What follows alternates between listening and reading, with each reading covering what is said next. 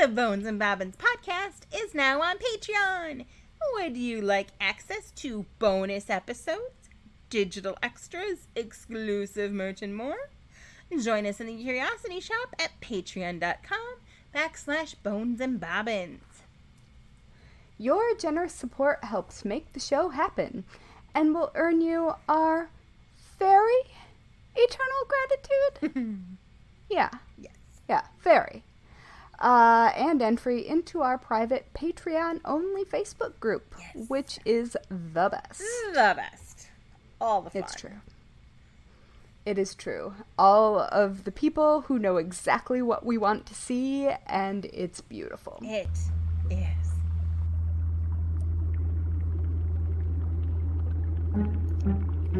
In a dusty old shop on a forgotten old street, you'll find two witches with books 3 boxes deep. Next to rusty old needles and faded red thread, you'll come in for yarn, but leave with pigments instead. Whether poisons or patterns, we're always discreet, where creepy and crafty and morbidity meet.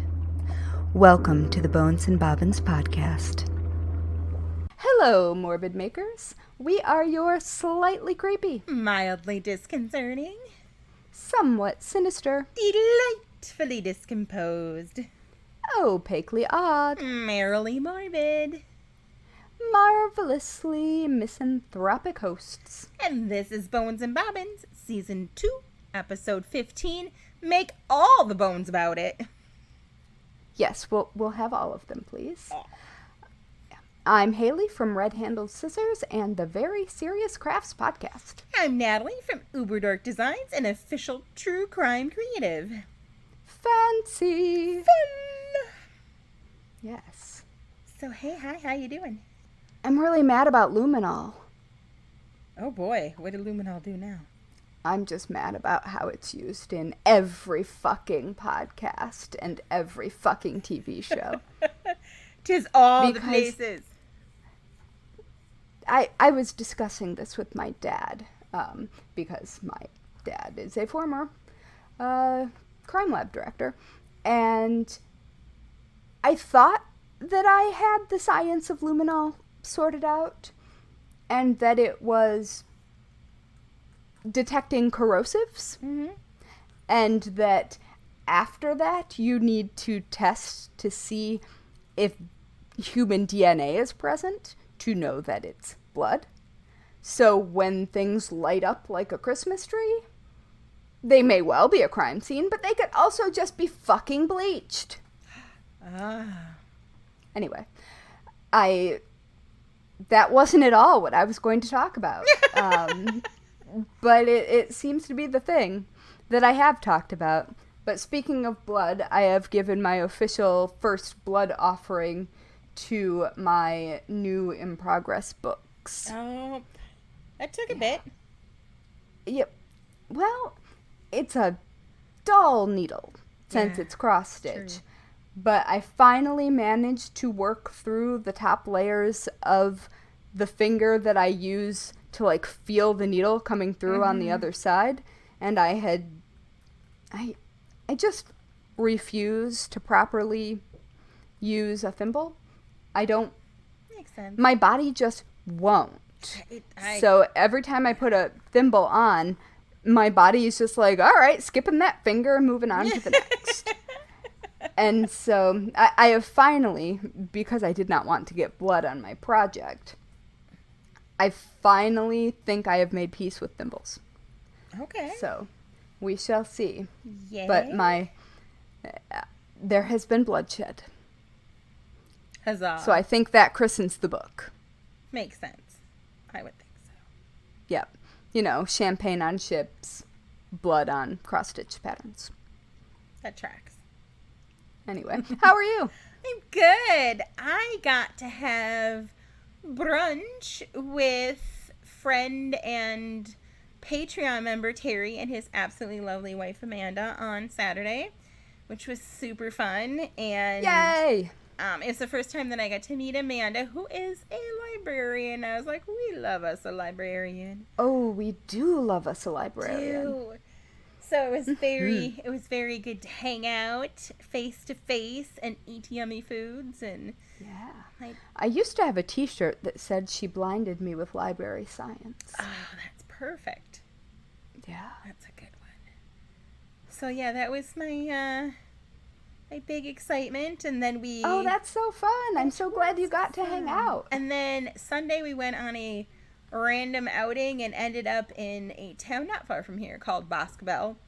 And while trying to find someplace fun to procure meal, because you know there's not a lot of eating options around here, so if we get someplace new, it's always fun to try something. We stumbled upon this giant fucking turkey statue that's like, hey, welcome to Boscobel, turkey hunting capital of the world, which makes sense with a giant turkey statue.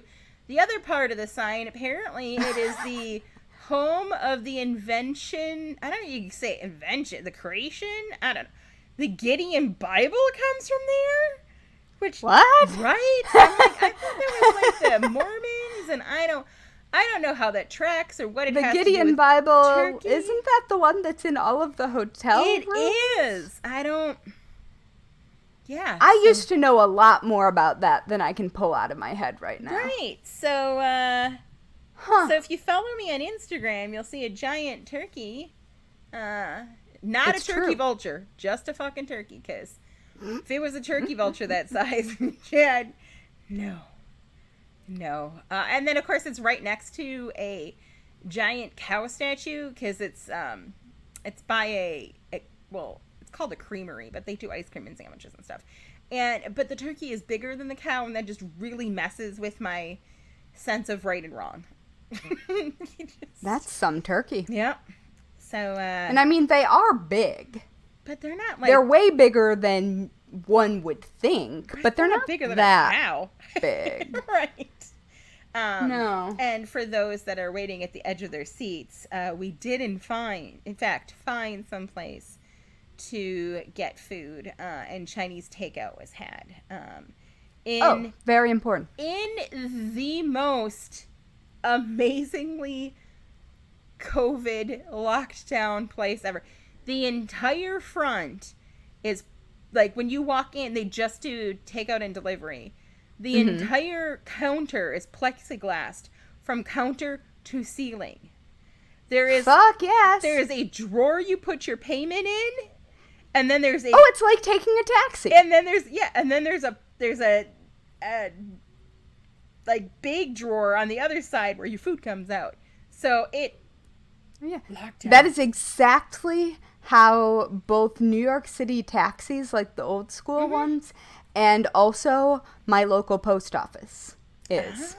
My local post office has like a 2-doored chamber where they open it on one side, put a package in, bring it down, lock the door, and then you unlock yours on the other side, and that is how you pass things back and forth. That's fun. I've been in a New York taxi, so that one I knew. But yeah, I was really impressed because it's a tiny little town, and well, I mean, it's not.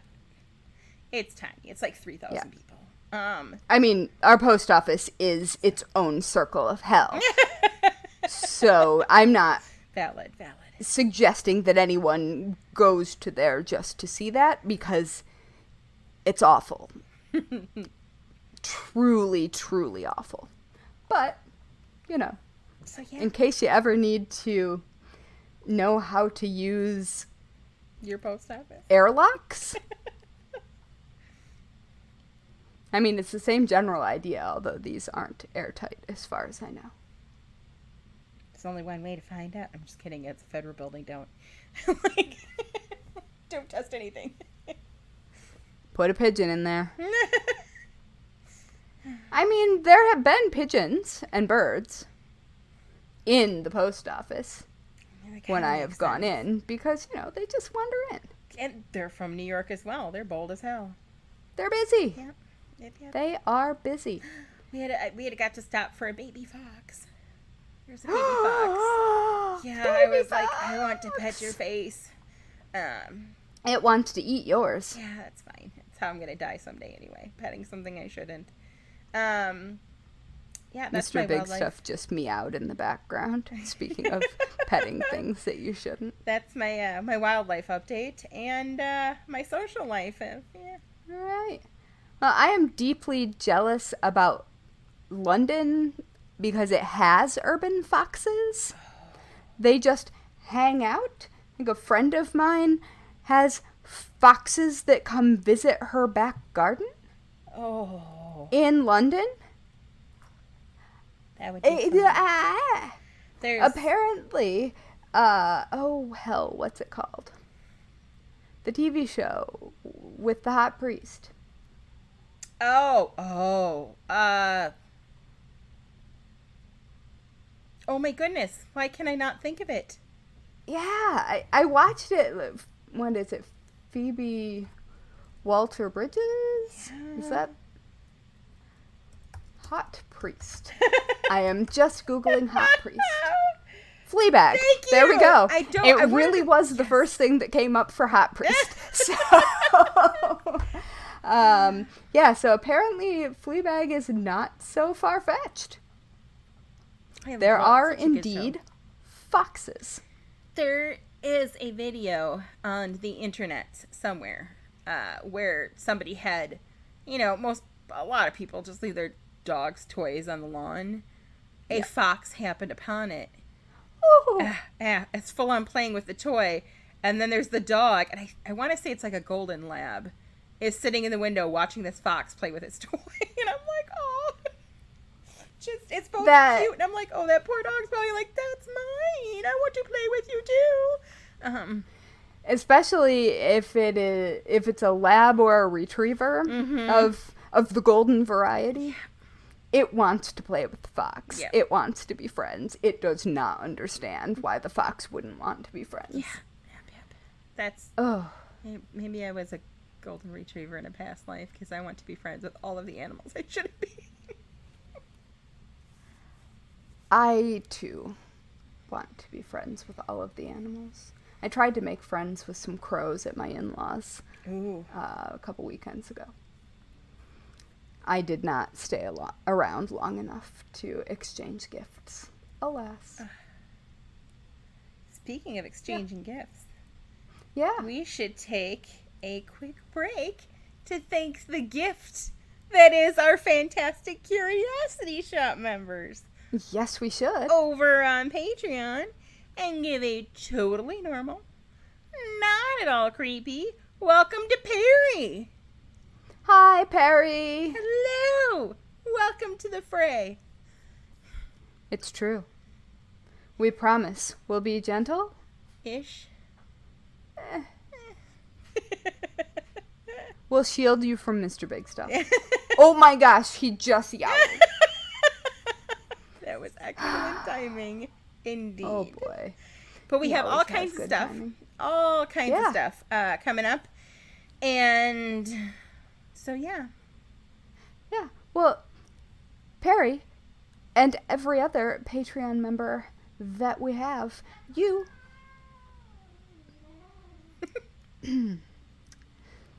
Mr. Big Stuff is helping emphasize this. You are the best. The best. And we would totally... Mr. Big Stuff.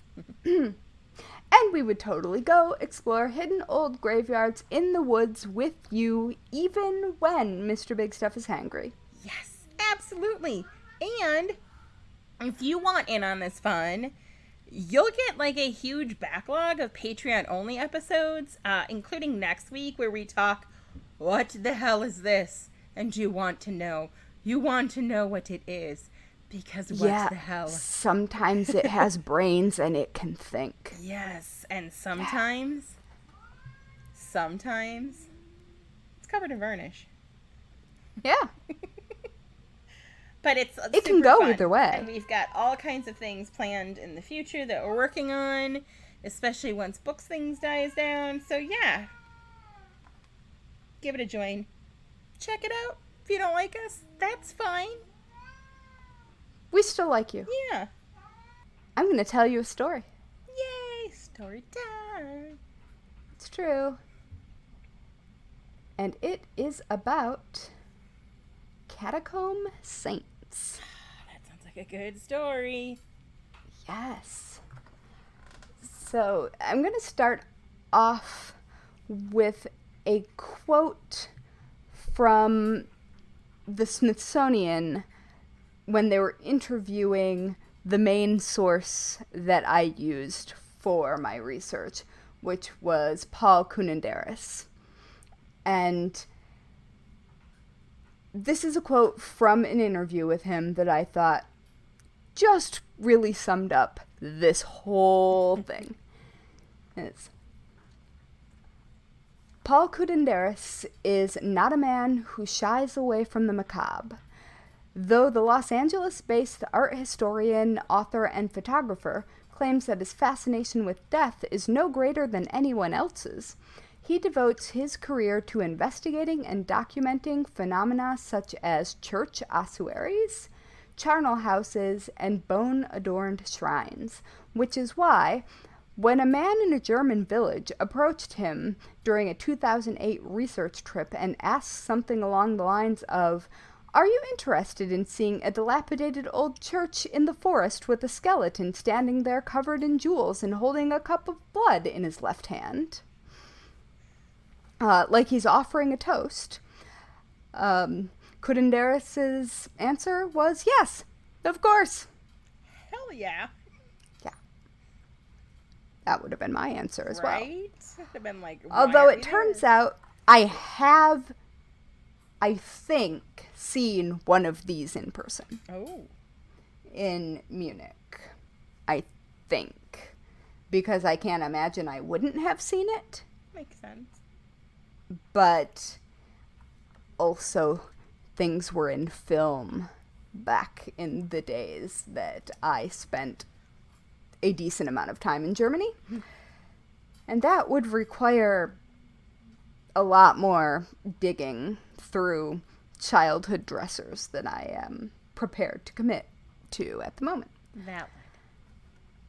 So, Catacomb Saints.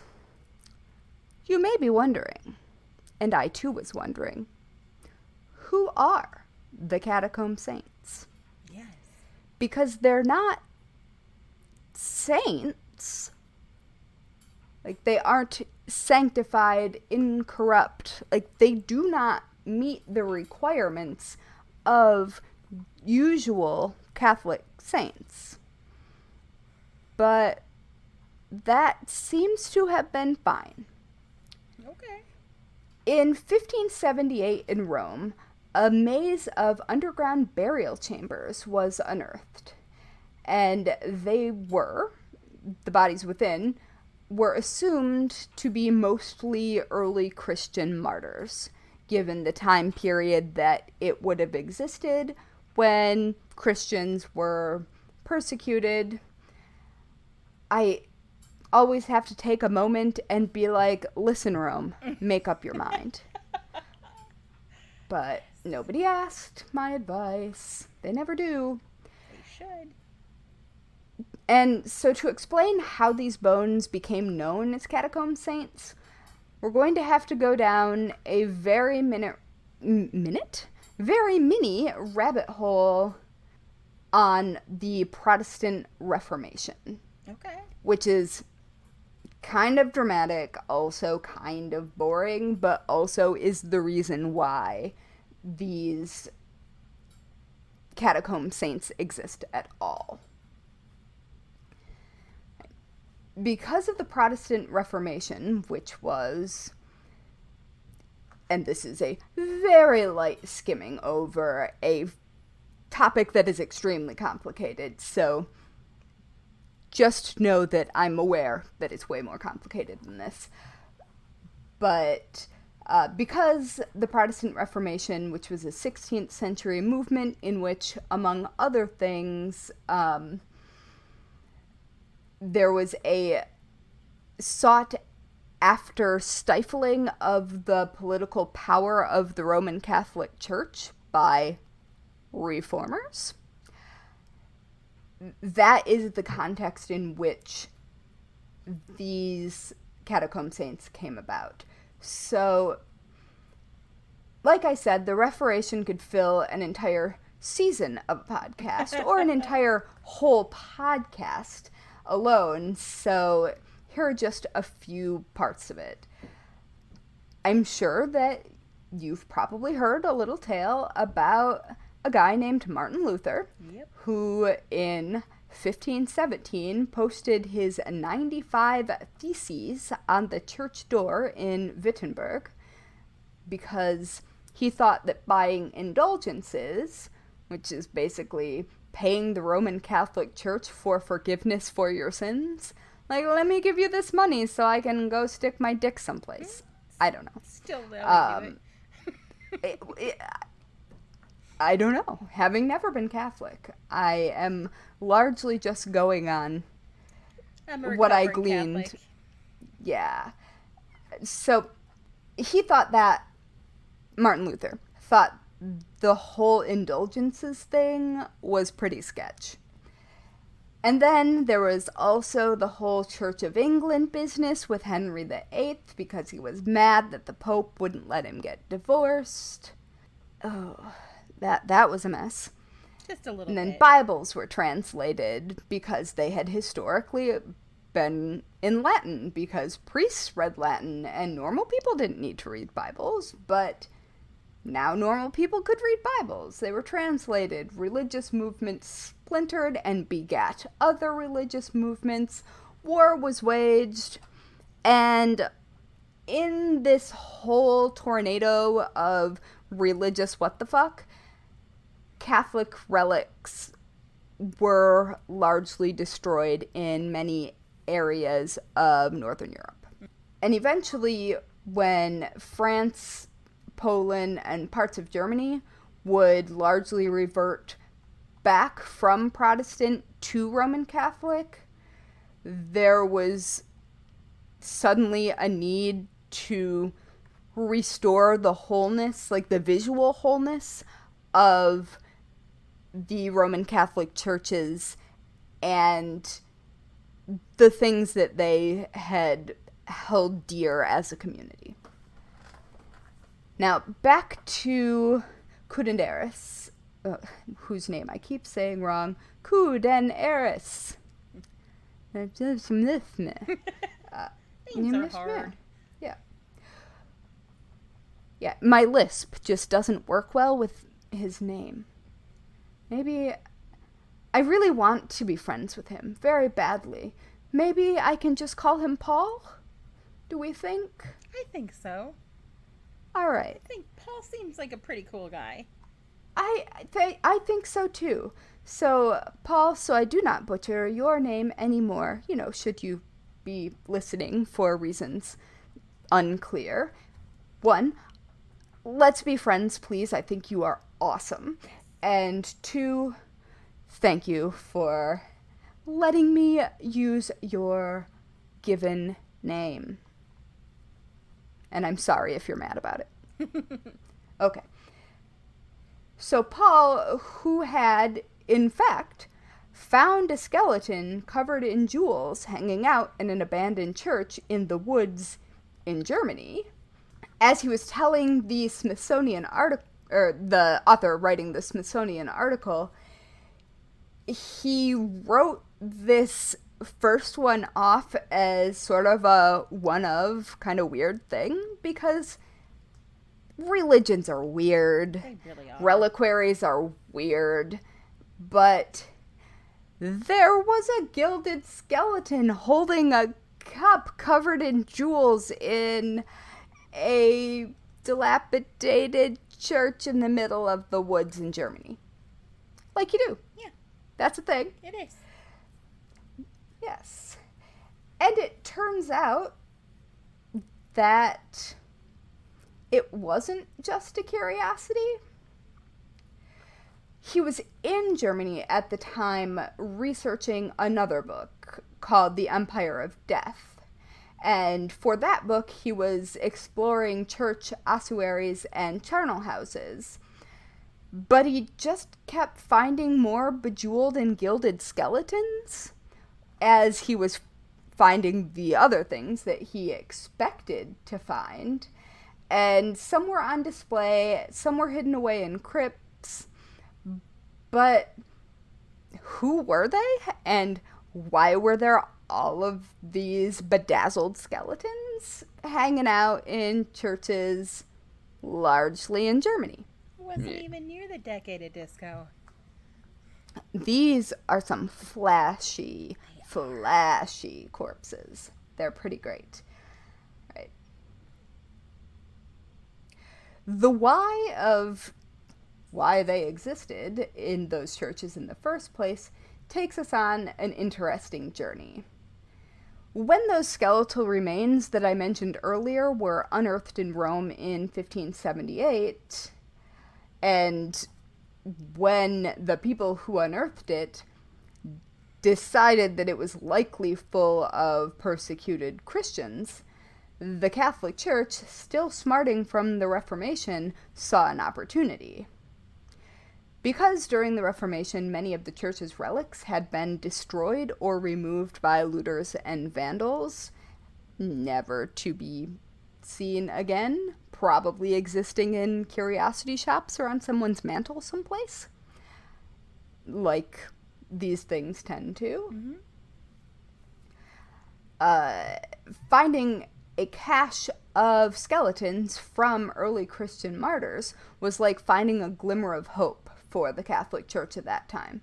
Because if they were martyrs, the church reasoned, then the bodies were holy and could be used to restore both the relic shelves and cubbies and the morale of the parishioners in their newly reverted back parishes. And because of that, Catholic churches, especially in Germany, lined up to get skeletons like they were lining up to get new iPhones. And I'm not even kidding. This was a big deal. They didn't want just one, they wanted like 10. Skeletons. Yeah. Well, I agree, but 10 may be excessive. It seems like a bit much, but would I say no to 10 skeletons? True. No. Yep. No, I wouldn't. Who are we to judge? Yes.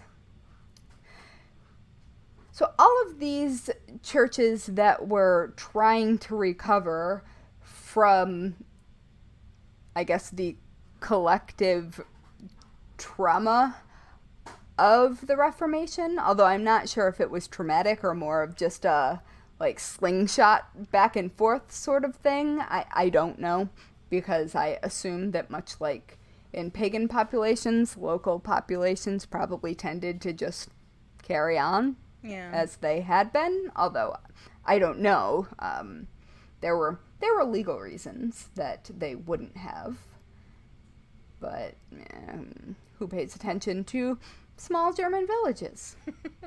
Only the Brothers Grimm and things that are haunted. And look how that turned out. Not well. Yep. So, because they all wanted at least one, and they were restoring the dignity and the finery to their churches, they also wanted to make them pretty.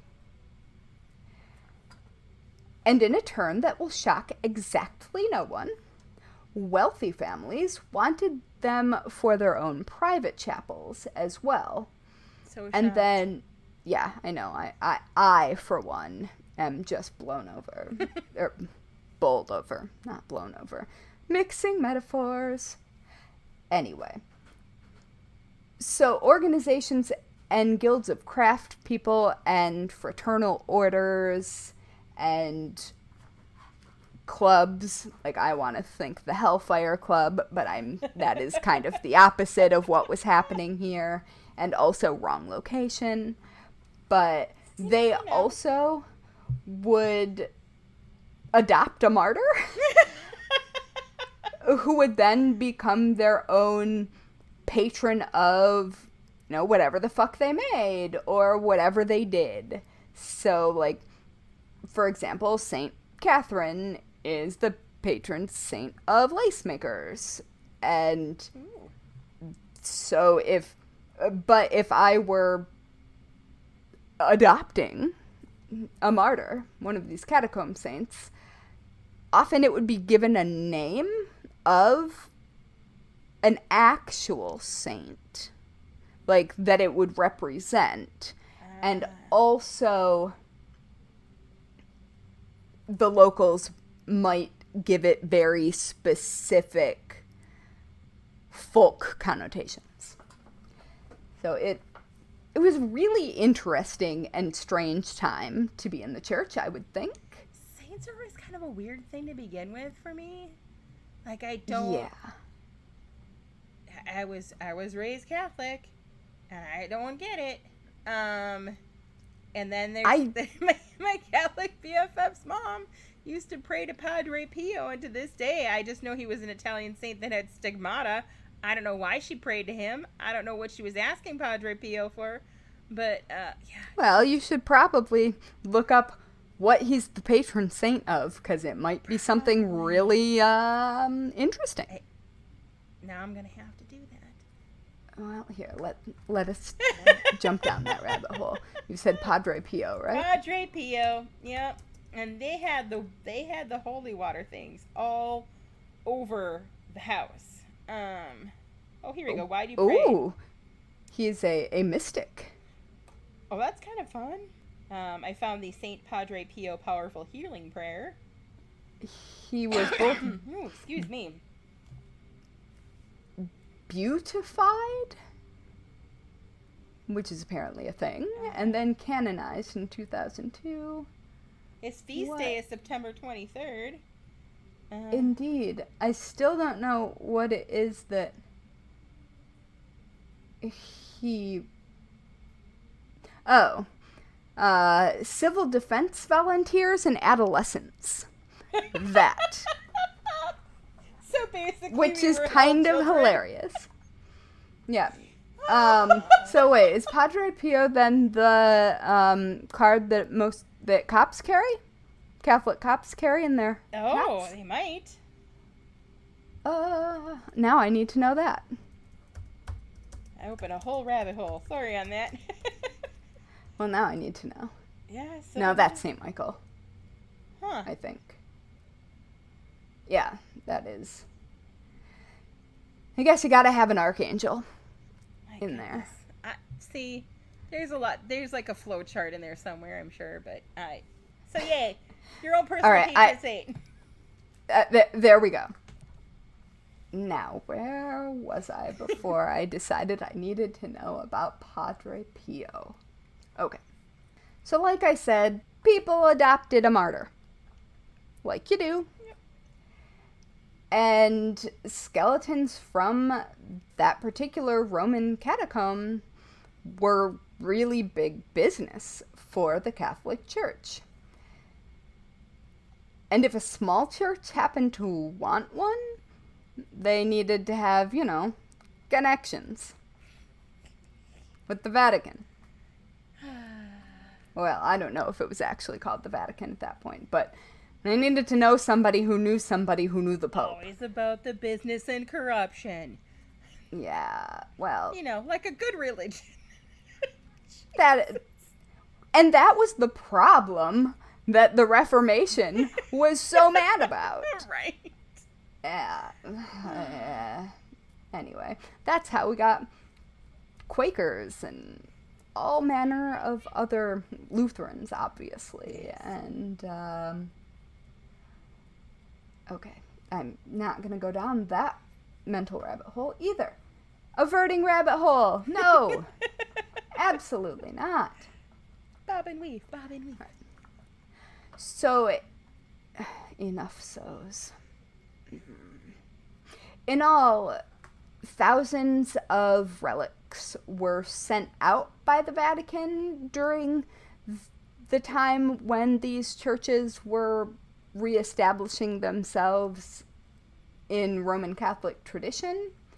And not all of them were complete skeletons, but according to Paul, at least 2,000 complete articulated skeletons ended up in Germany, Austria, and Switzerland, which is where the majority of all of the remains from those catacombs ended up. Okay. And if you were wondering how to tell if your skeleton is a martyr, I got a list. Okay. If there was an M engraved next to the skeleton, they decided that that denoted martyr. Not the name Marcus, which was the most common name of the time period. I read someplace in my research, but martyr, M, okay. Now, if there was a perfume vial nearby, as was customary in Roman burials of this time period, they decided that it wasn't perfume. It obviously was the saint's blood. Okay. Yep. And perfume at this time was used in a similar fashion to how modern people bring flowers to a funeral. Cover up the I stain. assume that it was because dead people smell. Mm-hmm. And that's exactly what I was thinking. Exactly. So, not perfume, definitely blood. Okay. Fine. And if that isn't present for some reason, you could always look to see if the bones glowed gold or smelled kind of sweet. If they did, you got yourself a martyr. And then it was an extra bonus of martyrdom, was, right? Scented golden bones. Well, when all else failed, if you were still confused, you could bring in an aura reading psychic. And if they saw the particular saintly aura that they were looking for, there you go. You've got a martyr. And I have to say that I did not know that aura reading psychics were part of the deal in the late 1500s. Yeah, that's pretty surprising. So maybe that is a more modern thing, but it was in the list modern of detection? Well, it was in the list of ways that they picked martyrs from non-martyrs within these catacombs. So, I don't know. Very interesting. Yeah. Oops. So who made them? Yeah. Ooh, You may be asking yourself that now. totally. At the time, nuns themselves, just sort of broadly, were often very skilled makers of cloth, and specifically spun, well, the article said that they spun fine gauze. That is not how gauze is made. I was gonna say. But I would imagine, looking at the extremely, extremely fine threads, they spun flax, a flax variety that does not exist now, into very, very, very fine thread, and then wove with that, because these are definitely woven pieces. But that is just me being cranky and pedantic. Well, but it's important to be accurate. Well, this is a podcast about making things that are weird. Yeah. So, yeah. It's our Right. job. It is our job. And so this fine gauze, and I realize that this is probably not the thing. I don't know that anybody else who's looking intently at these skeletons is looking at the gauze. But I found it to be the coolest part because, I mean, aside from, jewels being glued on a skeleton, well, they aren't glued, but anyway, you can see the hand craftsmanship in that gauze. It's so fine, and it's translucent, but also it was a protective piece that covered the bones and kept dust and decay from happening, in theory, and kept them safe. But it also provided basically netting on which the jewels and filigree wire and all of the things that would adorn the skeletons to be affixed. Ah, okay. And so it was significantly more important than I knew, and I also hadn't really noticed that when I was first looking. But a lot of the skeletons that remain have each of their individual bones wrapped very thoroughly in this very fine gauze, so it almost looks like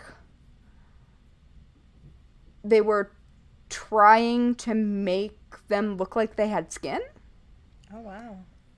But I don't think that was the intent. I think the intent was protection and being able to decorate them. But a lot of times the fingers look very, very human. I mean, they are human, but they look very real because they're so full. Oh, okay. Which is an interesting thing to me. Also, that makes more sense because I was wondering how they would get the jewels to stay on the skeleton. Yeah, and I'm going to describe at least a little of a few of these skeletons, and I will put some photos on our Instagram and in the show notes because you really need to see them. The cover of that book, it's mind-blowing. And the book, Heavenly Bodies, Cult Treasures and Spectacular Saints from the Catacombs, is just a beautiful pictorial book. And I could not recommend it more because Paul is an amazing photographer, which is one of the reasons I want to be friends with him. All right. When the local churches received these skeletons, I don't think they were necessarily pre-articulated. I think they may have either been in parts or a box of bones. I am not entirely sure. Here's your Build-A-Martyr kit. Oh, exactly. But since the Vatican said that these skeletons were relics and the Vatican was the final word on that, these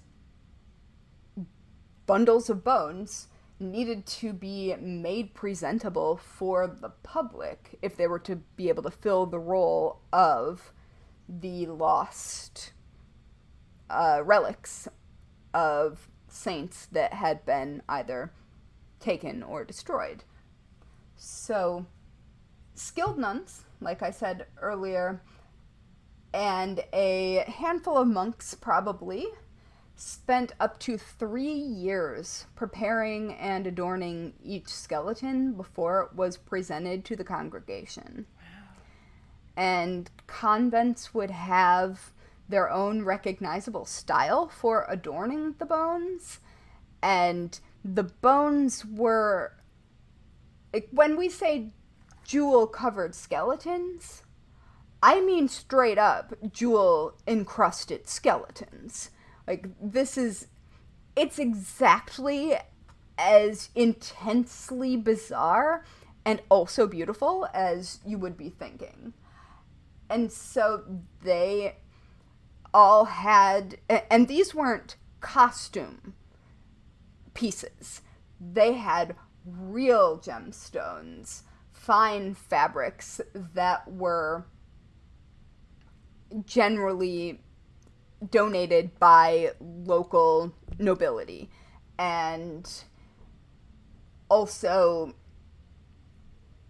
that local nobility would also often provide for the gemstones and the gold wire that they would use to essentially make lace. And I'm actually just looking at bobbin lace in one of them. That's fun.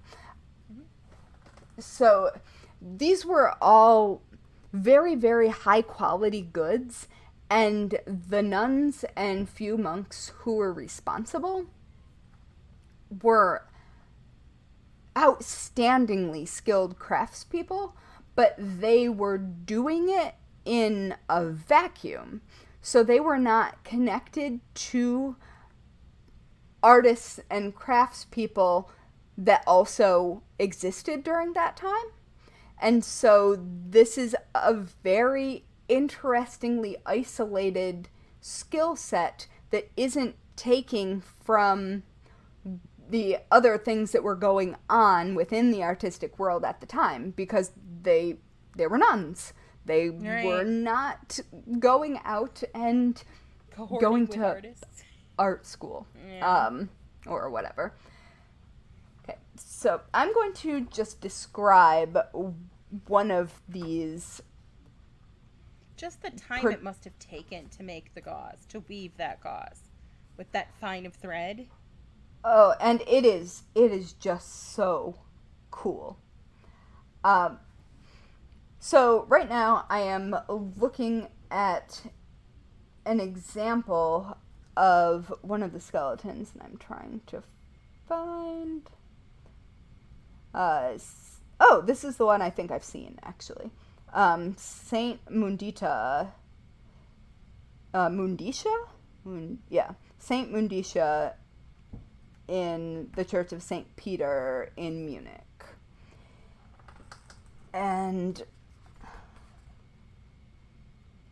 she is wearing like this gold filigree with leaf diadem and is holding a glass. They all seem, or at least all of them that I've seen, seem to be holding up a glass toasting.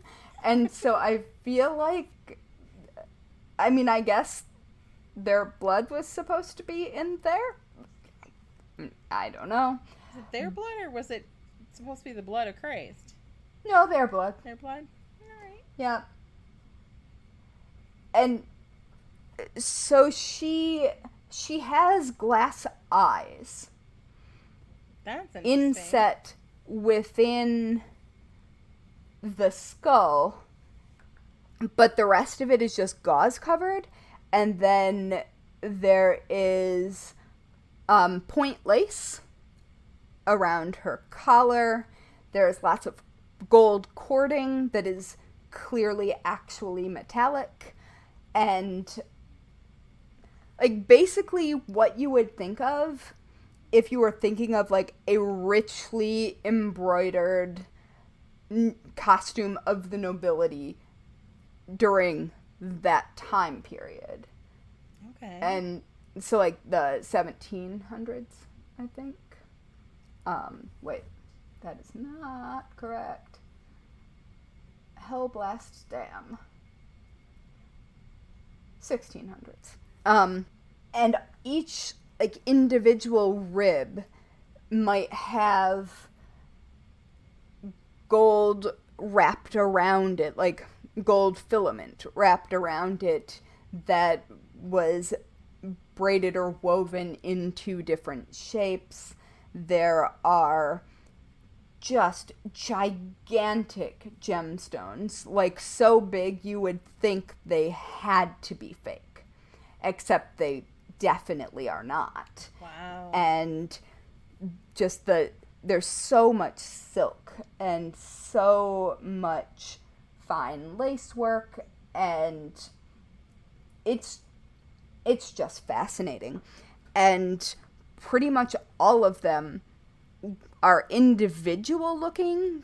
Some of them have like breastplates and are dressed up as Roman warriors, except Roman warriors wearing silk brocade. I don't know. It's a whole thing. But because these individual skeletons were being prepared by these extremely skilled nuns, you can, or according to Paul in his research, and I can see this throughout the photos in the book, if you are a maker of things, you will start to recognize sort of the hallmarks of different either individuals or groups of nuns who made different skeletons. And one of the things that I thought was really interesting, it's not surprising at all that nobility would donate all of these things because, you get to put your name on it. Rights, yep. But sometimes nuns themselves would put their own rings on the skeletons as part of a personal thing. And now I'm not sure if during this time period nuns wore wedding rings.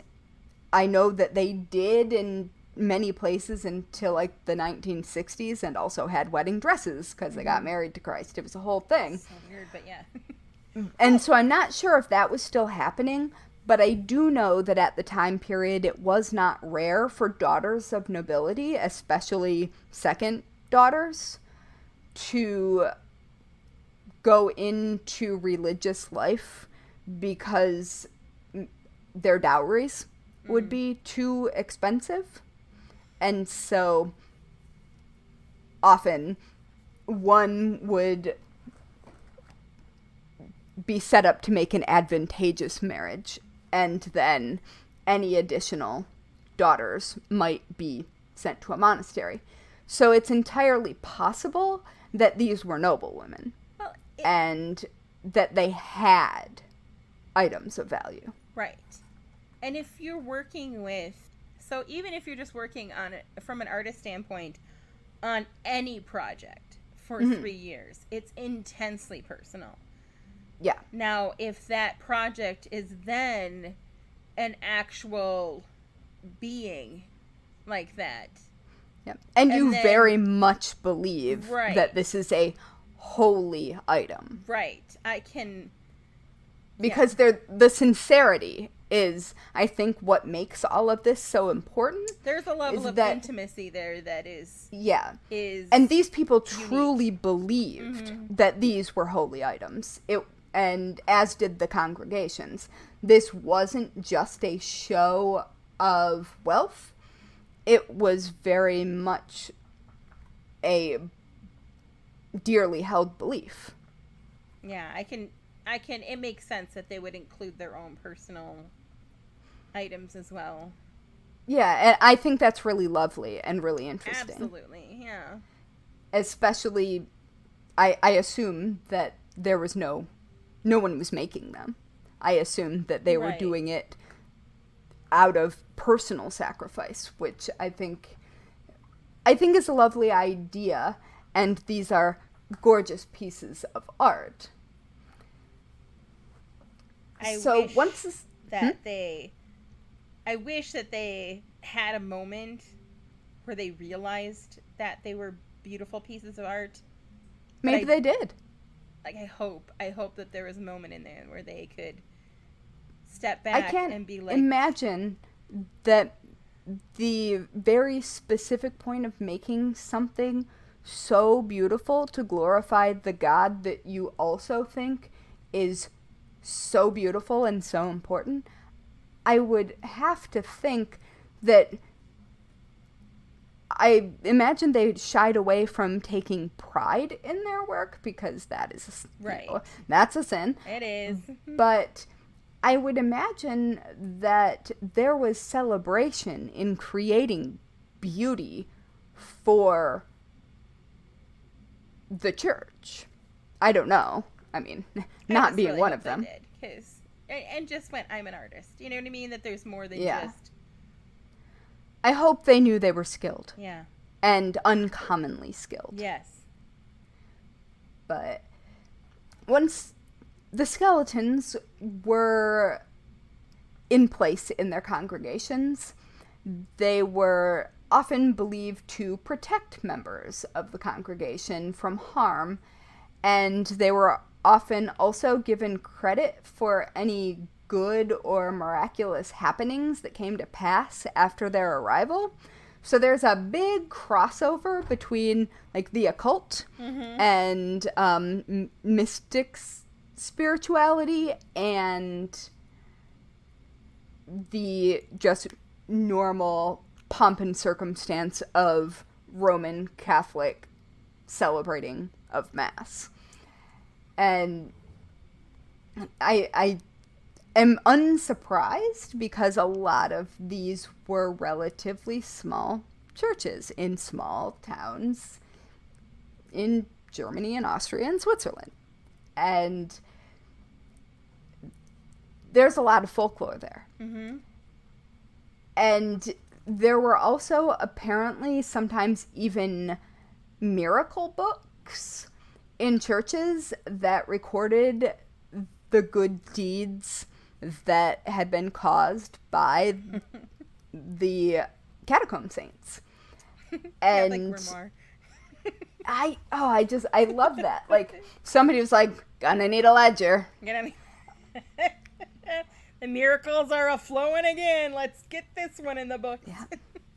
And so there are just so many attributions of good things and mildly miraculous things that people would attribute to their saints.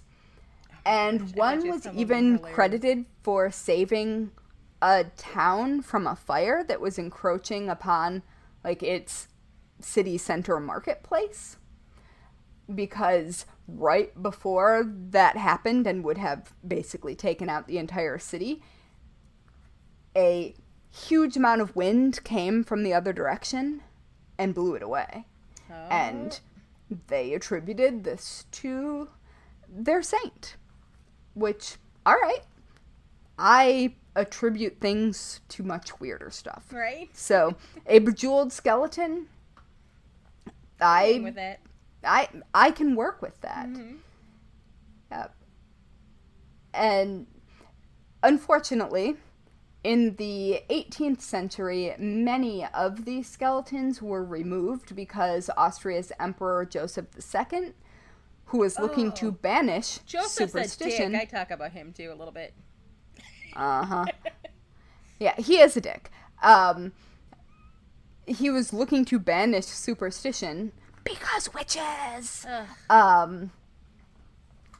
And he required all relics to have defined and definite provenance, which was a problem because these skeletons, we know from whence they came and, generally speaking, from when they came, but nobody knows who they were. And so you can only make assumptions because of time and place and burial that they were Christian martyrs. And alas, the expected removing, plundering of jewels and gold, and the locking away ensued. And this traumatized the locals, whose belief in the skeletons and the the saintly overwatching that they took very seriously, their faith didn't waver. Yeah. And you were just taking away, once again, the thing that was the visual representation of their faith. And didn't we already do that with the Reformation? Right. Just saying. But anyway. Luckily, some of the skeletons were saved from the 18th century nonsense and are still on display, and some of them on display in situ, which is very cool. That is. 10 of them can be seen in the Waldsassen Basilica, which holds the largest remaining collection that is, as far as I understand, in place, in situ, was not taken down. And you can also, like I mentioned earlier, see one at St. Peter's Church in Munich, which I believe I have seen because it looks very familiar and I was there a lot. And many of them do still exist, but aren't on display and are kind of tracked down by way of rumor. And even churches themselves don't know that they're there sometimes. So I guess one that Paul found was hanging out in a box in a church for 200 years and nobody noticed. This happens a lot in old churches, and I kind of love that they're just like, well, that box has been there since 3 generations ago. I don't want to know what's in there. But yeah, so whatever. And he also found one in a parking garage storage unit in Switzerland. Wow. Yeah. And I want to know the story of that one. Yeah. And so while he was researching this book, he tracked down a lot of them, and a lot of them weren't necessarily destroyed or completely destroyed. They were like, it's sort of like the Genius of Evil statue of Lucifer, which is a fucking beautiful, beautiful statue that is hidden because it's so beautiful. This is sort of one of those situations, except it isn't because the statue of Lucifer is so hot. It is because bejeweled skeletons fell out of favor. But because it would have been a pain in the butt to get rid of these things, and also because they were worth money, like they had gold and jewels literally attached to them, it seems like churches often, you know, put them away in their catacombs, but that is not on the same scale as catacombs that we are thinking of. But so they still exist, and almost all of them are apparently still contained in their original 400-year-old glass tombs. Wow. Like, just take a moment for that. What? And you can't take them out. You can barely clean the glass, and some of it has warped with time. And so you can't take pictures of some of it, because in order to get a clear shot, you would need to remove it from its original case, and you would probably destroy it. Right. Probably the only reason it still even exists at all. Yeah, I feel like it would just turn to dust. Yeah. But I think that is fascinating. I agree. Yeah. Like, what? I've seen a lot of relics and a lot of reliquaries, and I've even been to an island in the Italian Alps with a basement full of skeletons. Because I made my in-laws go to there when we were in the Italian Alps. It's the only thing I wanted to do on the trip. So, if you think about it, now, I would 1,000% have made the world's shittiest nun. But, if you were trying to fuck with something I spent 3 years lovingly working on, like, I'd have hid that shit too. I'd have gone to whatever lengths I could have to preserve it and make sure that it carried on. And that's just from it was a a craft couple standpoint, not even from this is a holy relic standpoint. I mean, none of these people were alive anymore when but this still, happened. I mean, when the shit went down, the first steps you took with it were the most important ones. You know what I mean? I agree. So. Yeah. And, so there are not very many in the grand scheme of things left over, but there are also significantly more that still exist than I would have expected. That's amazing. Yes, and you should definitely pick up the Heavenly Bodies book by Paul Koudanderis. Our buddy Paul. I think. Yes. Because it is beautiful. Profoundly weird. And beautiful. Those are. And my spouse has just come home and is banging around in the background. So, yeah. Anyway, that was longer than I had intended it to be. I really thought that was going to be fast. Yeah, well, I interrupted with the whole Padre Pio thing, so I it has never been fast. Have I ever been? No. The answer is no. Anyway, they're real cool. I love the fact that I had a completely different topic initially and didn't even remotely look at anything to do with yours because I so was excited to hear the tale behind it. And I think it's wonderful how ours kind of clicked together. Yes, we do that. we were pretty good about that. So, if you happen to be strolling along in Kutnahora, a Czech town about... Wait. It's called what? Kutnahora. That's what she I listened. said? I listened. I looked it up and I listened, and that's how it was pronounced by Czech people. So it's a Czech town, right. about an hour Fine. outside of Prague. You may stumble across... I have been to there. Yes, you have. You may stumble across a quaint little Gothic church named Cemetery Church of All Saints.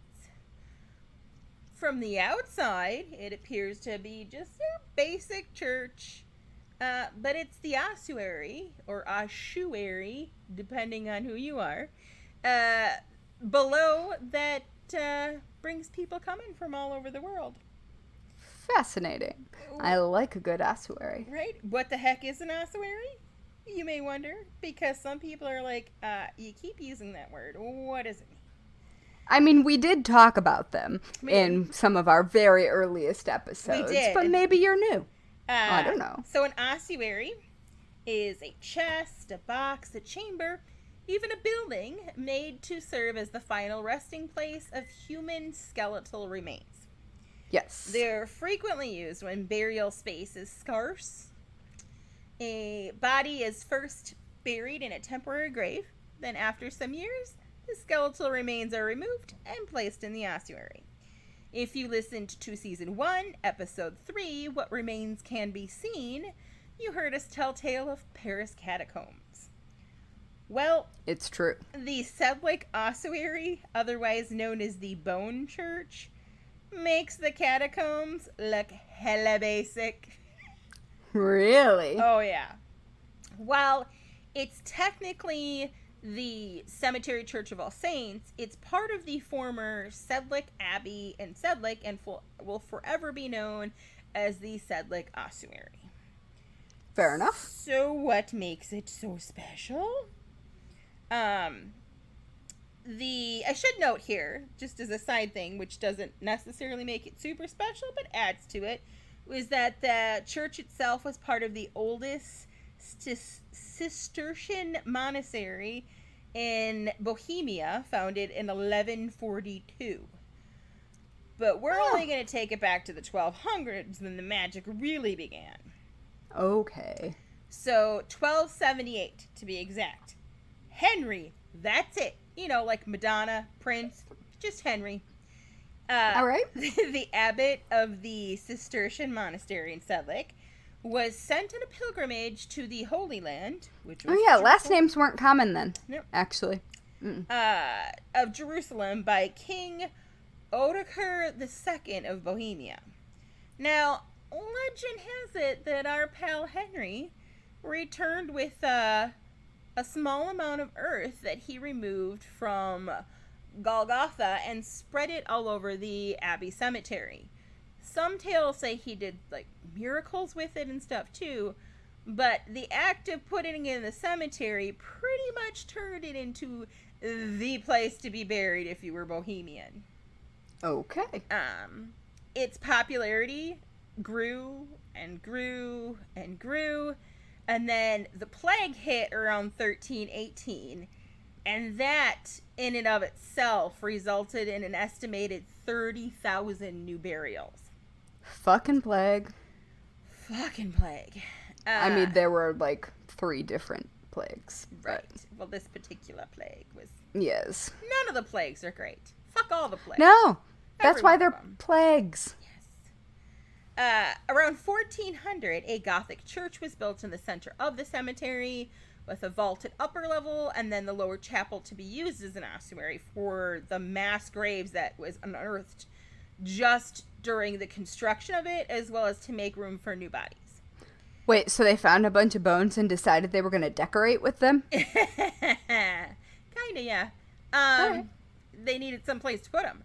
Not in the ground? Well, but they had to dig up the ground in the cemetery. So this church was built in the cemetery where people already been buried. So instead of, because they're running out of room, so I guess they're just deciding to go, deeper and... So they went very goth. Right. Oh, yeah. In their Gothic church. They absolutely did. Great. And Baroque, but we'll get to that. In the spring of 1421, the Hussite troops captured Kutnahora. They also attacked Sedlick, which was a total dick move. I mean, it's a fucking monastery. They plundered and burnt the cathedral and the monastery and devastated the cemetery Church of All Saints. In addition, the Hussite Wars added at least another 10,000 bodies to the count.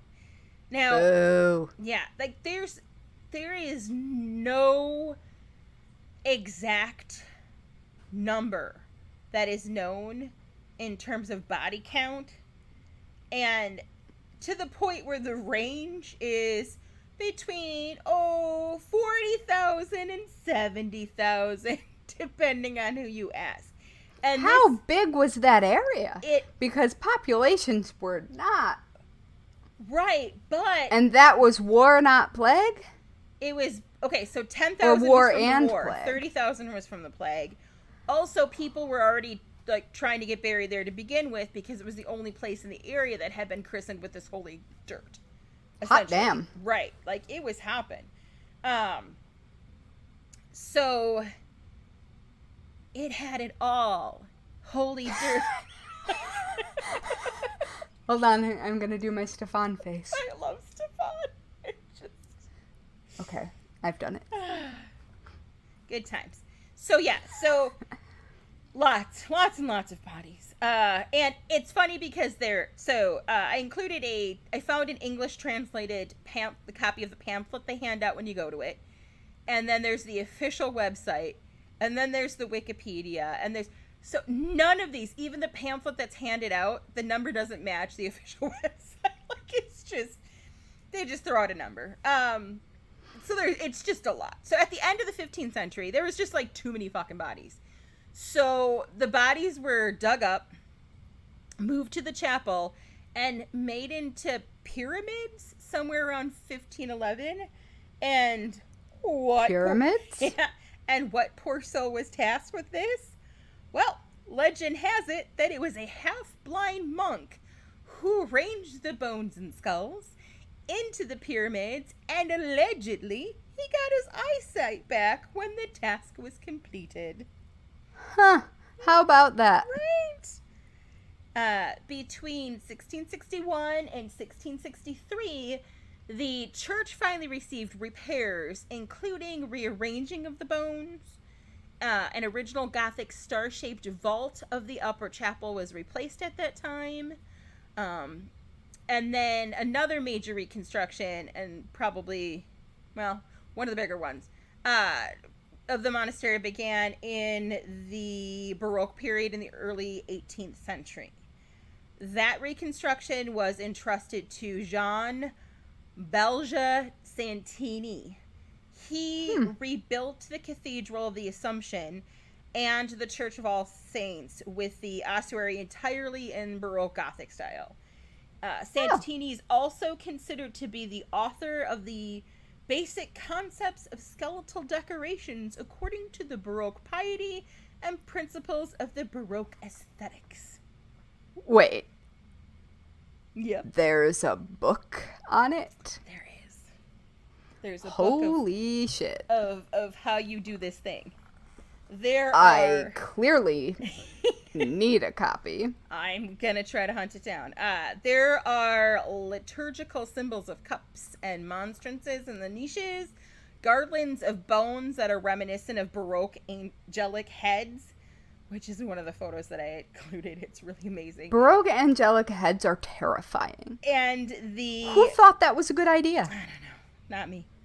I mean, biblical angels look like monsters, so... Oh, totally. Especially when they're the cute little cherub ones, and you're like, I know better. Oh, no, but I just mean, like, the biblical descriptions. They Right. have, like, 15 arms. Oh, yeah, and you couldn't listen to them. Like, Who knows? Yeah, no.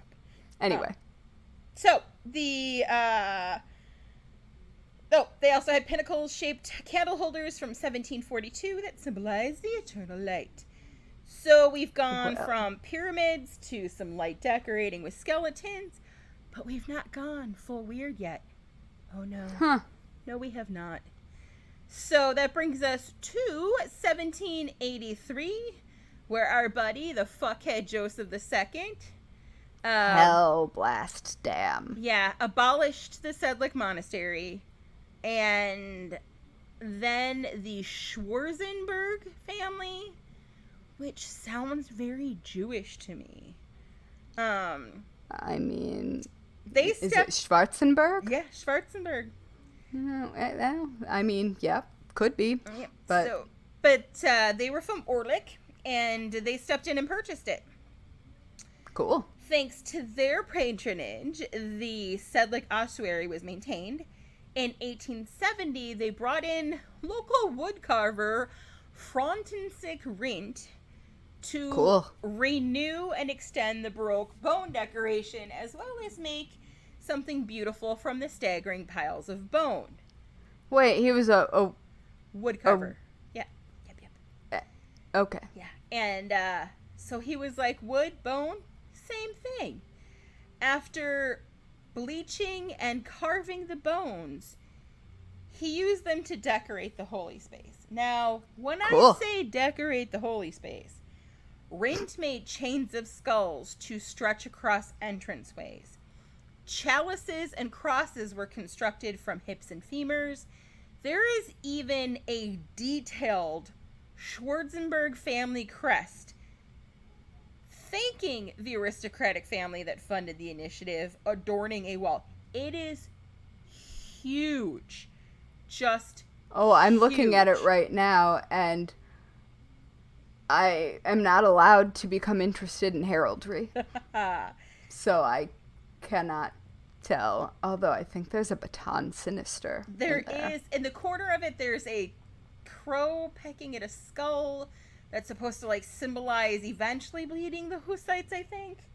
I don't know. There's a ton of symbolism all over the place. I only know one thing from heraldry, and it is baton sinisters, denoting bastard children recognized. Fun. That's a good thing to know. It is fun, but holy crap. Now, the true showstopper, though, is the ossuary's tremendous chandelier that incorporates every single bone in the human body repeatedly. It is huge. Even Rin's own signature, located at the bottom of the large staircase, is made of bones. Well, like, I mean, if you're all in, oh my goodness, I am looking at the chandelier. Right? It is like, wow, if you had the most talented carpenter create a log cabin and everything in it had to be made out of wood, only it was bone. This is the most metal thing I have ever seen. Right? Do you see why I'm like, it makes the catacombs in Paris look basic? Like, yeah, the catacombs are very chill. And, like, some of those, there's the garland of skulls against that dark woodwork. Like, I just fucking love it. The garland of skulls, and, like, sort of it looks like leg bone wind chimes. Right? Yeah. That, or are maybe curtains? I cannot tell. Seriously. Now, like, wow. the pamphlet that they hand out to visitors reads, Memento Mori, remember the death. Associated with the Christian hope of the resurrection remains a valid message for each visitor of this unique place and helps us to understand the symbolism of the place and its decoration. It is not a celebration of death, but symbolizes the equality of people in front of the throne of God. I'm not really getting that, but okay. Nope, I get death. Same. The crucified Christ Calvary on the high altar with the east window backlit is an expression of the hope.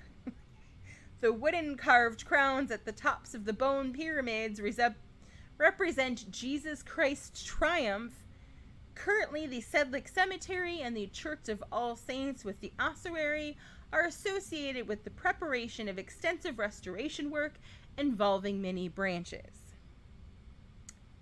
Indeed, even though they had a specialist that would come in and regularly clean the bones individually with a toothbrush, starting in 2019, a giant restoration project started. It was expected to last 2 years, but pandemic.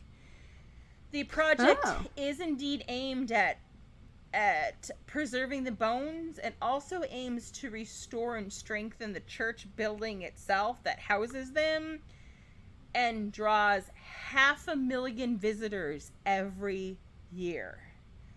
The bones will be cleansed of surface dirt and then soaked in lime solution. This is a natural method of preservation, which was also used during the creation of these pyramids, said conservation expert Thomas Krall.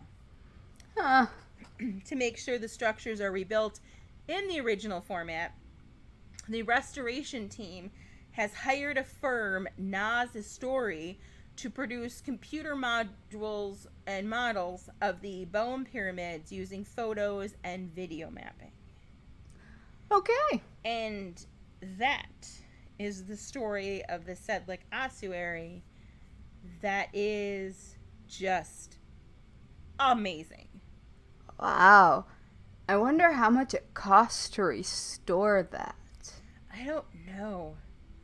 Because I mean, if you look at the photos, and they're all fairly, recent in like the last 20 years-ish. Yeah. They look remarkably well kept to begin with.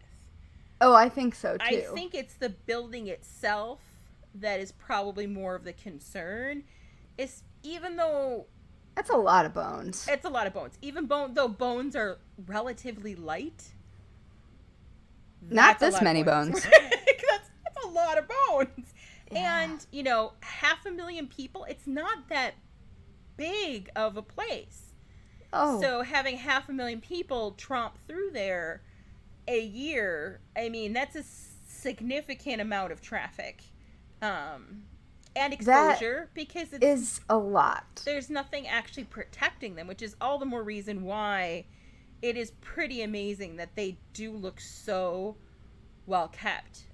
Well, they're indoors. They are indoors, but still, I mean, people are germy and weird.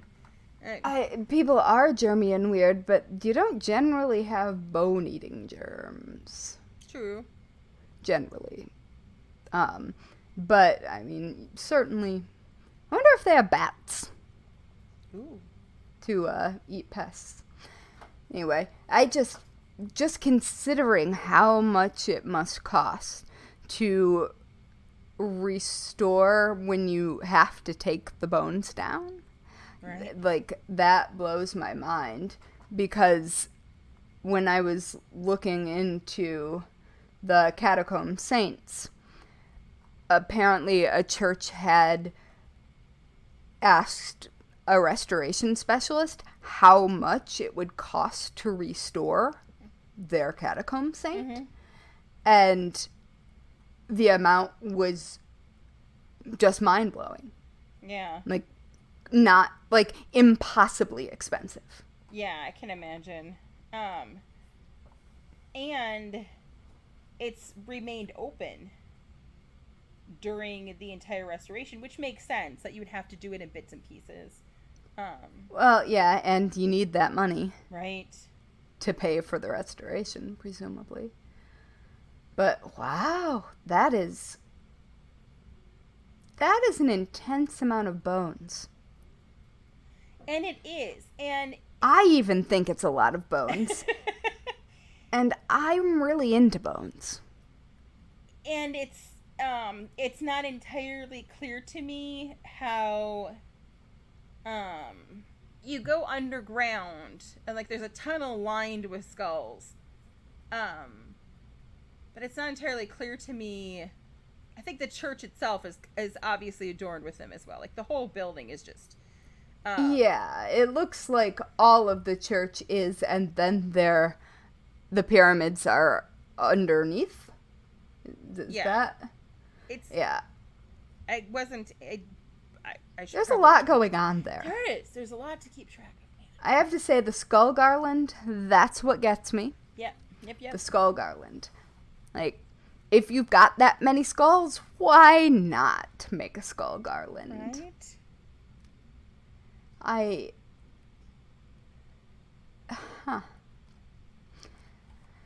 That is an intense quantity of bones.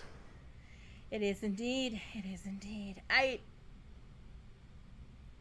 don't think, I will have to look up. I didn't think to look to see if they have any kind of directory of names of people that are associated with those. I bet not, because of the time period and how many people. And also it was destroyed, so, like, the parish register would have probably been destroyed. What went through their heads that were like, hey, do you know what would make our church even cooler? Let's get this wood carver and see what he can do with those bones. Like,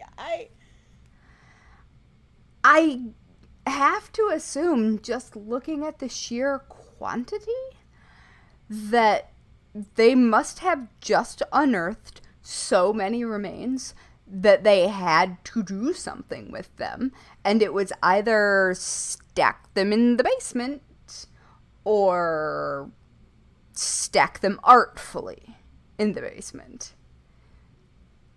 Because just the amount of skulls alone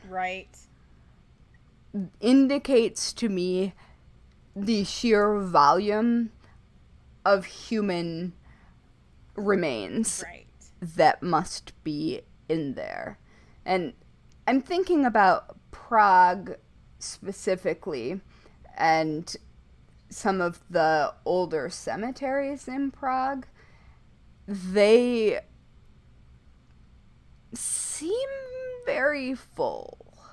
There's an elevation to them, and there's some headstones that are at some pretty interesting angles because there's a lot going on there. And yeah, so I would imagine that in a move not dissimilar to how the Paris catacombs ended up filled with skulls. Yeah. But here's the where thing. else would they put them? I'm just trying to figure out what they did with the influx of 30,000 from the plague. Because it's not like they got 30,000 skeletons. Well, I mean, those bodies were very contagious. I'm going to guess. Now, this is just a guess based on... I have very recently done a very deep dive into the plague. I'm going to guess that the reason that all of these bones are up here is because all of the plague bodies are down underneath. I assume that they had to dig them all up to make plague pits. That is my best guess. The other thing I was thinking was like a mass burning, where like a bonfire would burn off the flesh and the skin, but would not be hot enough to disintegrate the bone. I don't know. I do know that because the bodies were infectious, that getting them in the ground as quickly as possible, even though germs were simply not a thing that people knew about, and they did not know about rats and marmots and all of the things that carried plague. They knew that they needed to get rid of the bodies because the bodies made people sick. So I don't know. I guess if you've got a very specific and limited amount of consecrated ground... Oh, you know what? Actually, one of the answers might be just the difference between U.S. burials and European burials, where generally speaking, you are renting a space, and at some point, someone else takes your place. Like when you are bones, that area is recycled. Yeah, interesting. I mean, that's of bones. Just a lot of bones. I assume if there were charnel houses, that would also be a way. I don't know. That's a lot. It must have been. Well, it also must have been a significant amount of land if they had a monastery, if they had an abbey, as well as the cemetery and the church, and so I'm thinking it must be a substantial plot of land that began this. I would endeavor. Think so. I guess. Did you say when the person started building with the bones? So there's been several phases of when they were built with. Initially, it was just stacked in pyramids. But those started as early as, I want to say, the 15... When was our buddy All right, so that would have been 1511 long enough for plague bodies. That's true. You're to talking... be skeletal. Yeah, because it's almost... I mean, it's a good 90 years after the war, too. So, at that point, yeah. Yeah, and I'm not sure how long... I know that there is some concern about opening plague pits, even now. Yeah. But I am not sure if that is warranted concern or not. I don't know enough about it. But hot damn, that is a lot of bones. I feel like we need to... It's like a Liberace. Add it to our list. Made out of bone stuff. It's so... Just... Chandeliers and chimes and guns. It is like the most supervillain of lairs. Yes. It is. And there was part of a Okay, there's part of like a D&D movie that was shot there. Oh, also, before I forget, there is an amazing black and white short from 1970 that is linked in the show notes. It's like a 10-minute video that was done in the ossuary, and there is there's like a shot, there's snails, there's a lot of snails in it for some reason. There's this wonderful shot of before, maybe they ate the bodies, possibly before they even get to like into it. There's like a skull on the outside, and there's like a little snail just chilling in one of the eye sockets. It's amazing. Check out the videos. That sounds extremely 1970s. Oh, it is. It is so 1970s in all of the best ways. I feel delighted. I haven't even seen it, and I feel delighted. It is. It's linked for your viewing pleasure. Oh no! Oh, I have the yawns. Maybe we should go record Patreon and sign off of this one.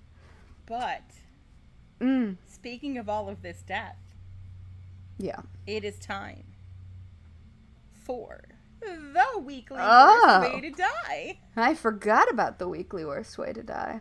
Yeah. I also don't remember what my weekly worst way to die even is. Let's see.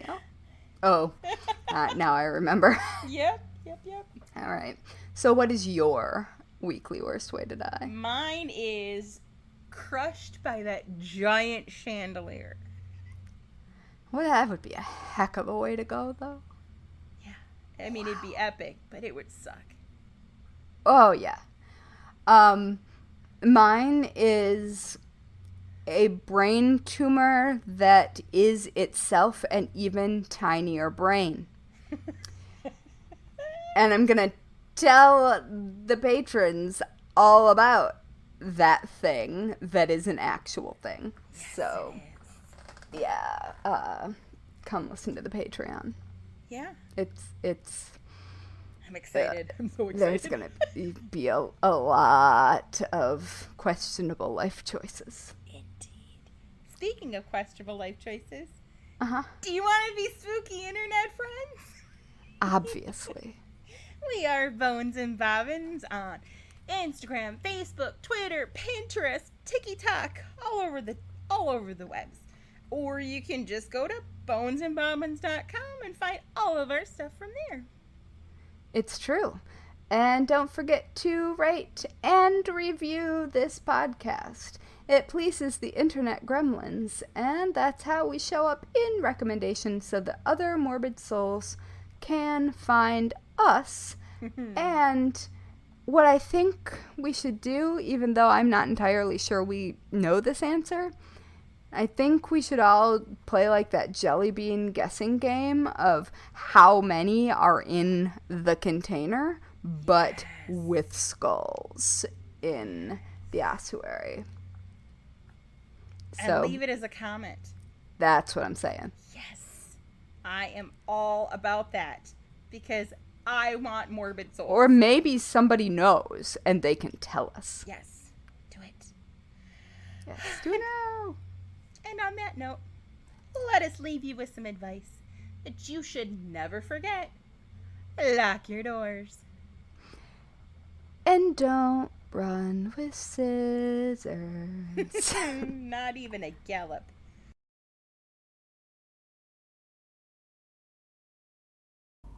Each episode of the Bones and Bobbins podcast is written and researched by Haley Pierson-Cox and Natalie Hoyce.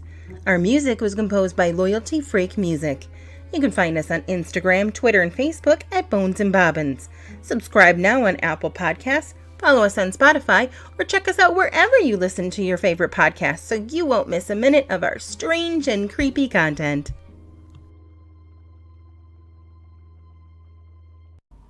Each episode of the Bones and Bobbins podcast is written and researched by Haley Pierson-Cox and Natalie Hoyce. Our music was composed by Loyalty Freak Music. You can find us on Instagram, Twitter, and Facebook at Bones and Bobbins. Subscribe now on Apple Podcasts, follow us on Spotify, or check us out wherever you listen to your favorite podcasts so you won't miss a minute of our strange